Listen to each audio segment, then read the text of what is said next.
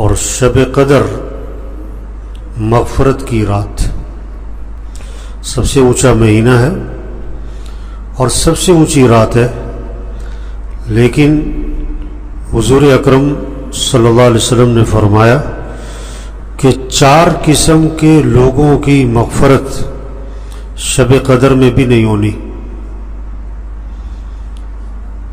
4 قسم کے لوگوں کی مغفرت شب قدر میں بھی نہیں ہونی۔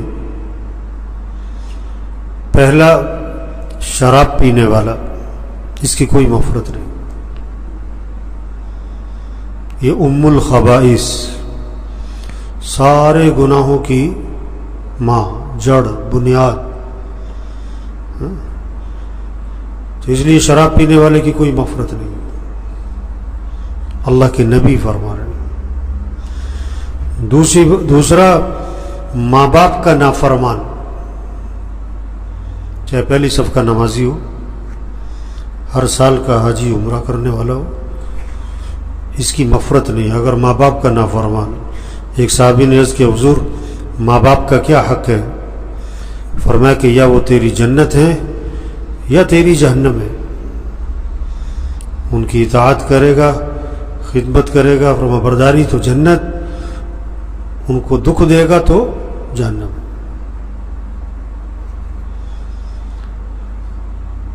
تیسرا، قطع رحمی کرنے والا، رشتے توڑے ہوئے، بھائی سے بول چال بند ہے، بہن سے، چچا سے، ماموں سے، خالہ سے، بہت ساروں کی تو کیا ہے، بیوی سے ہی لڑائی ہے، بیوی سے ہی بول چال بند ہے۔ لڑائی تو، جھگڑا تو کسی دشمن سے ہو، کیا بیوی سے لڑائی جھگڑے؟ آپ صلی اللہ علیہ وسلم نے فرمایا تم میں سے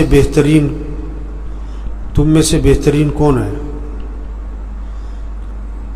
سب سے بہترین تم میں سے کون ہے؟ فرمایا جو اپنے گھر والوں کے ساتھ بہتر ہو۔ تم میں سے بہترین کون ہے؟ جو اپنے گھر والوں کے ساتھ بہتر ہو، باہر والوں کے ساتھ نہیں۔ بعض لوگ جو نا باہر بہت نرم ہے، گھر میں بہت گرم ہے، باہر بہت میٹھے ہیں، گھر میں بہت کڑوے ہیں، باہر بہت اچھے ہیں، گھر میں بہت برے،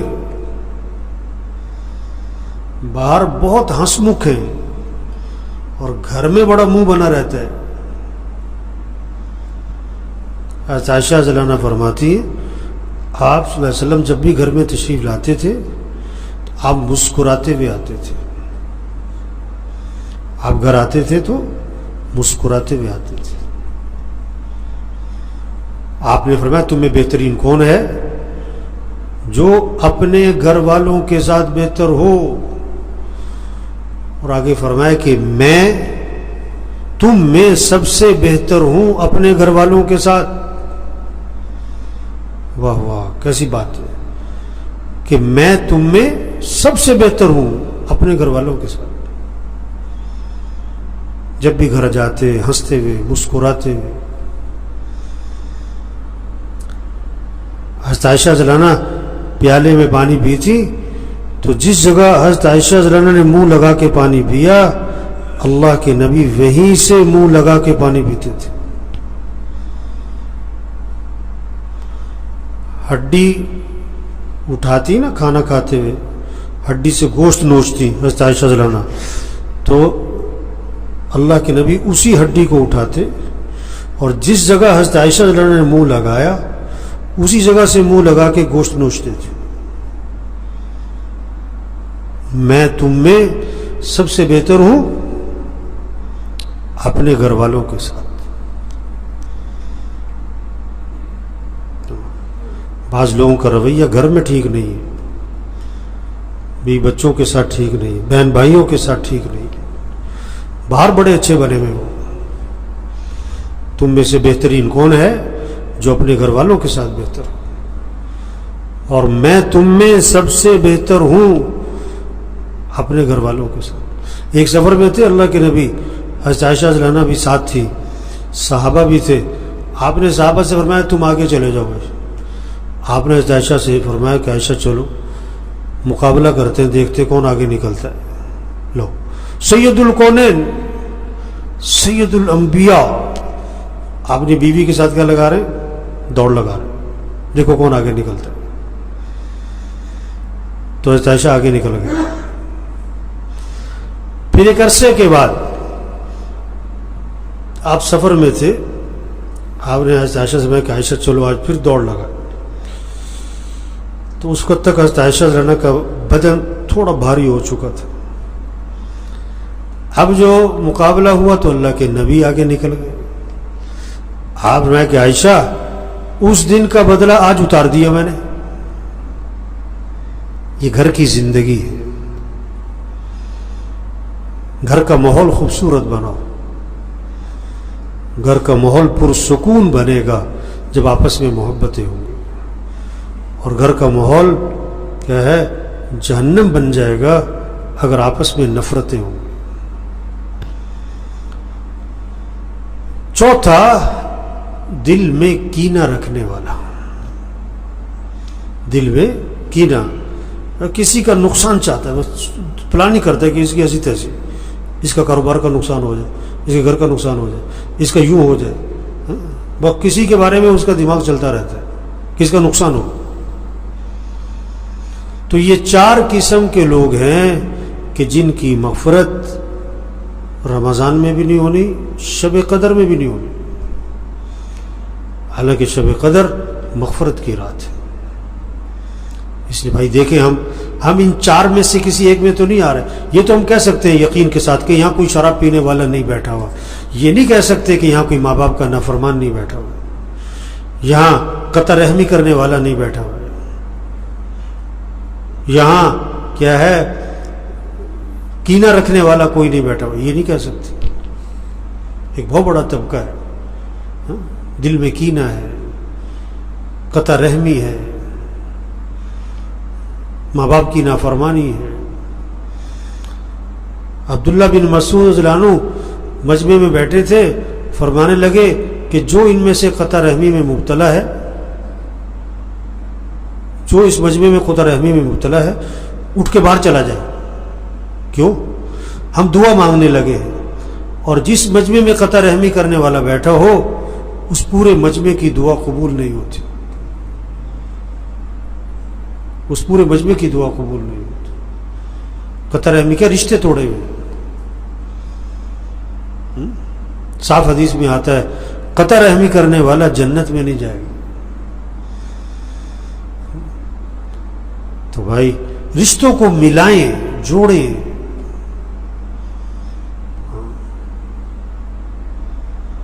ایک حدیث میں آتا ہے اپنے نسب کا علم حاصل کرو. کیا؟ نسب کا علم. آپ کے دادا، پردادا، اوپر جاؤ لکڑ دادا، پھر ان کی اولاد کی اولاد کی اولاد کی اولاد، کہاں تک جا رہی ہے یہ شاخیں. یہ علم حاصل کرو. نانا پر نانا، اوپر جاؤ، پھر ان کی اولاد، پھر ان کی اولاد، پھر ان کی اولاد، یہ شاخیں کہاں تک جاتی ہیں. یہ والا علم حاصل کرو. کیوں؟ تاکہ تم صلہ رحمی کر سکو، تاکہ تم رشتوں کو ملاؤ، تاکہ ان پر خرچ کرو.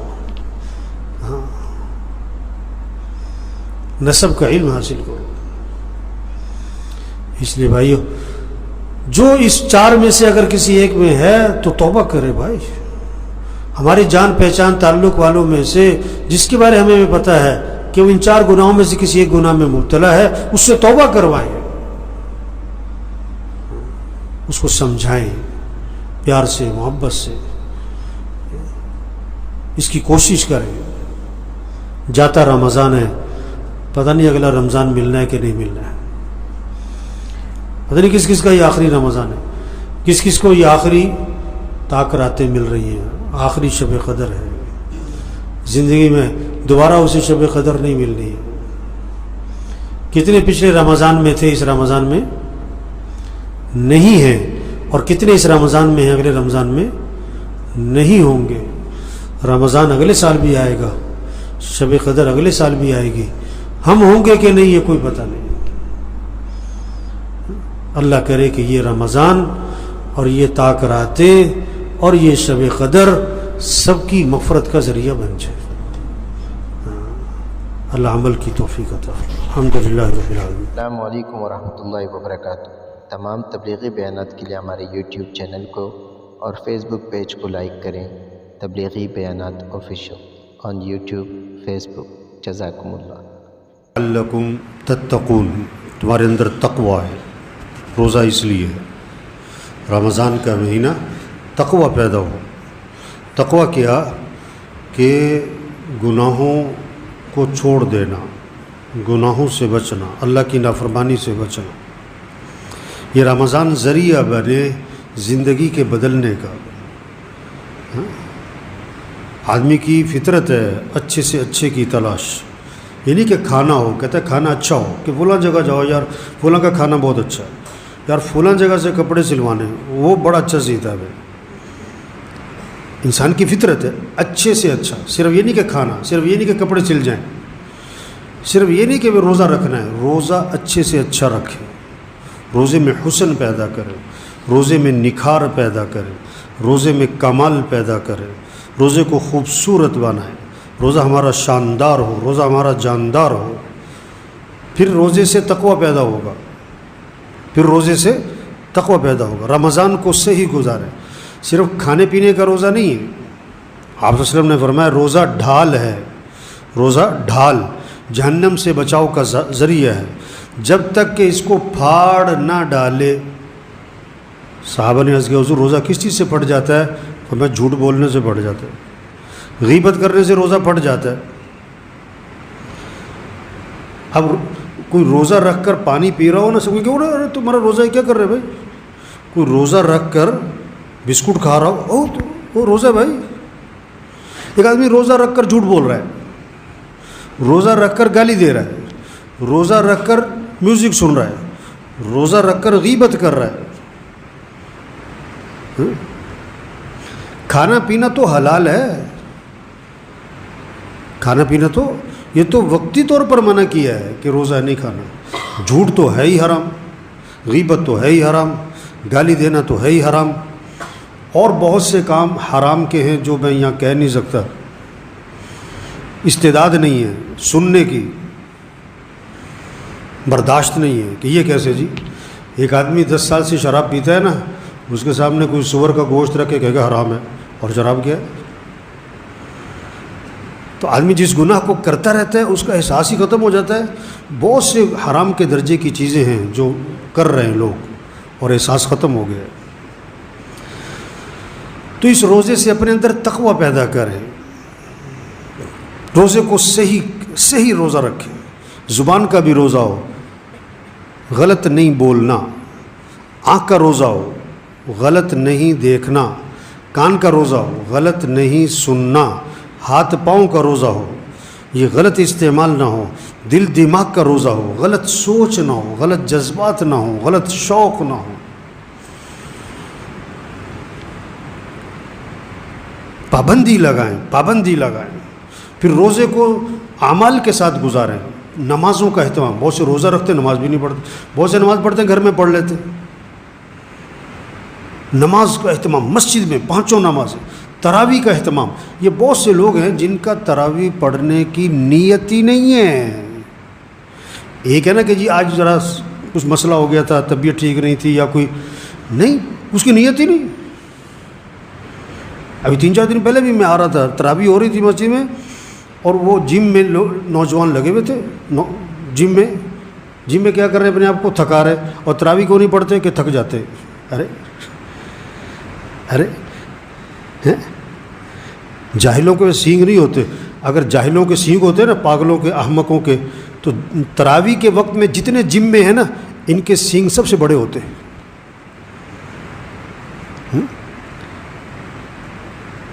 تراویح پڑھیں. حدیث میں 2 چیزیں آتی ہیں: جو رمضان میں روزہ رکھیں اور رات کو قیام کرے. 2 چیزیں ہیں. جو رمضان میں روزہ رکھے پھر رات کو قیام کرے، اللہ اس کے گناہوں کو معاف فرما دے. روزہ اپنی جگہ ہے، تراویح اپنی جگہ ہے. اللہ کے سامنے کھڑے ہوں، قیام، رکوع، سجدہ، شوق ہو، ذوق ہو، روزہ، اہتمام، قرآن کی تلاوت، ذکر، دعا. اب یہ 5واں روزہ آ گیا، 5واں آ گیا نا کہ 6واں آ گیا؟ 5واں. اب یہ سب اپنے آپ سے پوچھیں کتنا وقت قرآن پہ گزر رہا ہے، کتنے سپارے روز پڑھ رہے ہیں. ایک ہوتا ہے گاڑی پر، ایک ہوتا ہے موٹر سائیکل پر، ایک ہوتا ہے سائیکل پر. اور جس کے پاس سائیکل بھی نہ ہو کیا کہتے ہیں؟ یہ بہت ہی غریب آدمی ہے. جو رمضان میں ایک سپارہ بھی روز نہ پڑھے یہ بہت، بولو بھائی، یہ بہت کیا ہے؟ غریب. کہاں کا؟ قبر کا. یہ قبر کا فقیر ہے، یہ قیامت کا فقیر ہے، یہ آخرت کا فقیر ہے، چاہے کروڑ پتی ہو. کسی کا ہوتا ہے 4 کنال کا گھر، کسی کا ہوتا ہے 1 کنال کا، کسی کا ہوتا ہے 5 مرلے کا، کسی کا ہوتا ہے 2 مرلے کا، اور کوئی ہوتا ہے کرائے پہ. فرق ہوتا ہے نا. رمضان میں بھی جو قرآن نہیں پڑھ رہا ہے یہ کیا ہے؟ انتہائی فقیر آدمی ہے، قبر کا. ایمان کے اعتبار سے فقیر ہے یہ آخرت کے اعتبار سے فقیر ہے یہ. ایک ہوتا ہے دنیا کا فقیر، ایک ہوتا ہے آخرت کا فقیر. بڑا فقیر کون سا ہے؟ بڑا فقیر ایک ہوتا ہے مال کا فقیر، ایک ہوتا ہے اعمال کا فقیر. رمضان اور قرآن اس کی تو خاص مناسبت ہے. قرآن تو رمضان میں نازل ہوا، اور جتنی بھی آسمانی کتابیں ہیں یہ رمضان میں آئی ہیں. اور جبریل علیہ السلام حضور صلی اللہ علیہ وسلم کے پاس تشریف لاتے تھے رمضان میں، اور قرآن کا دور فرماتے تھے. اب سب دیکھیں، آپ کا بیٹا قرآن پڑھ رہا ہے، بھائی قرآن پڑھ رہا ہے، بیٹی قرآن پڑھ رہی، بہو قرآن پڑھ رہی، بچے قرآن پڑھ رہے ہیں. قرآن، ذکر. آپ صلی اللہ علیہ وسلم نے فرمایا رمضان میں 4 چیزوں کی کثرت کرو. لا الہ الا اللہ، لا الہ الا اللہ، لا الہ الا اللہ. کثرت سے پڑھو. اور کثرت علماء کہتے ہیں 300 دفعہ پڑھا نا تو کثرت میں آئے گا. اب ہم دیکھیں، ہم رمضان میں 300 دفعہ پڑھ رہے ہیں لا الہ الا اللہ، لا الہ الا اللہ. 10 منٹ بھی نہیں لگنے. اور دوسرا، استغفار کی کثرت کرو. استغفر اللہ، استغفر اللہ، استغفر اللہ. تیسرا، اللہ سے مانگو کہ اللہ میرا ٹھکانہ جنت بنا دے. چوتھا کہ اللہ مجھے جہنم سے بچا لے. اب ہم روزانہ کتنا اللہ سے مانگ رہے ہیں کہ اللہ میرا ٹھکانہ جنت بنا. ابھی تو کیا مانگتے ہیں؟ پیسے دے دے. کیا مانگتے ہیں اللہ سے؟ کیا مانگتے ہیں؟ یہ نوجوان بیٹھے کہ ہم پاس ہو جائیں، ڈگری مل جائے. ٹھیک ہے، ہم اللہ کے محتاج ہیں، یہ بھی اللہ سے مانگیں. ہم اللہ کے محتاج ہیں. حدیث میں آتا ہے تسمہ بھی ٹوٹ جائے تو کس سے مانگو؟ تسمہ بھی ٹوٹ جائے، ہم تسمے کے بھی محتاج ہیں. لیکن اصل چیز مانگنے کی رمضان میں کہ اللہ میرا ٹھکانہ کیا بنا؟ کہ جنت بنا. اور اللہ مجھے جہنم سے بچا. تو بھائی دیکھو، رمضان آیا ہے اور جا رہا ہے. ایک گیا روزہ، دوسرا گیا، تیسرا گیا، کہ جی ایک عشرہ ختم، کہ جی دوسرا عشرہ ختم، لو جی رمضان ختم. تھوڑے دنوں میں یہ جملہ آئے گا کہ رمضان کیا ہو گیا؟ ختم ہو گیا. اور رمضان اگلے سال بھی آنا ہے، رمضان اگلے سال بھی آنا ہے. لیکن ہم ہوں گے کہ نہیں؟ ہم ہوں گے کہ نہیں یہ کوئی پتہ نہیں. رمضان آئے گا اگلے سال، ہمارا اگلے سال ہونا کوئی پتہ نہیں ہے. پتہ نہیں کس کس کا آخری رمضان ہے. تو سب نیت کرو اس رمضان کو قیمتی بنانا ہے انشاءاللہ. ذرا زور سے انشاءاللہ کو بولا ہے. کوئی جذبہ ہونا چاہیے، کوئی کرنٹ ہونا چاہیے بندے میں. شوق نظر آئے کہ رمضان ہے، مجھے صحیح گزارنا ہے. اچھا، یہ بہت سے گڑبڑ کرتے ہیں، یہ جمعے کا روزہ رکھتے ہیں. یہ بہت سے، اس لیے آپ دیکھو کہ جمعے کے دن کیا ہوگا؟ رش زیادہ ہوگا. فجر میں بھی، باقی نمازوں میں بھی. یہ تو بچوں کو کہا جاتا تھا، چھوٹے بچوں کو، کہ چلو جمعہ روزہ رکھو تاکہ انہیں عادت پڑے. یہ بہت سارے بہانے مارتے ہیں کہ مجھے شوگر ہے، مجھے فلاں ہے. لوگ کہتے ہیں نا، آدھا کلو مٹھائی کھا کے کیا کہتے ہیں؟ اچھا پھیکی لے آئی. یہ بہت سے کہتے ہیں مجھے ڈاکٹر نے منع کیا ہے. دیکھو سچی بات کہوں، اس ڈاکٹر کی بات کا اعتبار ہے جو ڈاکٹر دیندار ہے. جو بے دین ڈاکٹر ہے اس کی بات کا کوئی اعتبار نہیں. جس ڈاکٹر کے دل میں روزے کا اہمیت ہی نہیں ہے، جس کے دل میں روزے کی عظمت ہی نہیں ہے، اس کی بات کا کیا اعتبار؟ یہ بہت سے روزہ کوئی نہیں رکھتے کہ یار بڑا لمبا دن ہے، یار بھوک لگتی. دنیا کی بھوک برداشت نہیں کر سکتا تو جہنم کی بھوک کہاں سے برداشت کرے گا؟ دنیا کی پیاس برداشت نہیں تو جہنم کی پیاس کہاں سے برداشت کرے گا؟ روزہ نام ہی بھوکا رہنے کا ہے، روزہ نام پیاسا رہنے. یہ بہت سے کہتے ہیں صبح یہ کھا لو وہ کھا لو سارے دن بھوک نہیں لگے گی. اور روزہ تو ہے اسی کا نام کہ بھوک لگے، پیاس لگے اور برداشت کریں. اللہ کے لیے بھوک پیاس برداشت کرو. صحابہ چھوٹے چھوٹے بچوں کو روزہ رکھواتے تھے، چھوٹے بچوں کو صحابہ چھوٹے چھوٹے بچوں کو روزہ رکھواتے تھے. اور شام کو جب بچوں کو بھوک لگتی پیاس لگتی، چھوٹے بچے ہیں تو ان کو بہلانے کے لیے کوئی کھیلنے کی چیز دے دیتے، کھیلتے رہیں. وقت پورا کرنا ہے، روزہ رکھوانا ہے. بچوں کے ساتھ خیر خواہی، بچوں کو روزہ رکھوائیں کہ نہیں اسکول جانا ہوتا ہے، اسکول جانا ضروری ہے، روزہ رکھنا.